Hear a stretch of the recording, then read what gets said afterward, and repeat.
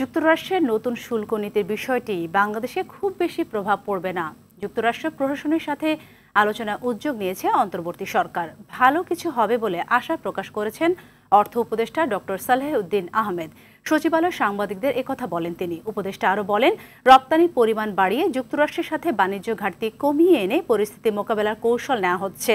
রমজান এবং ঈদে দ্রব্যমূল্য নিয়ন্ত্রণ করা গেছে। দেশের অর্থনৈতিক অবস্থা ভালোর দিকে যাচ্ছে, রিজার্ভ বৃদ্ধি পেয়েছে বলেও জানান তিনি।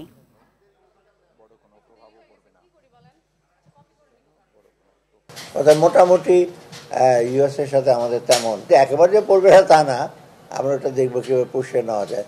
বিরাট একটা হিসাবে না। আর আমাদের সুবিধা যে গার্মেন্ট ইন্ডাস্ট্রি চায়না থেকে রিলোকেট করবে।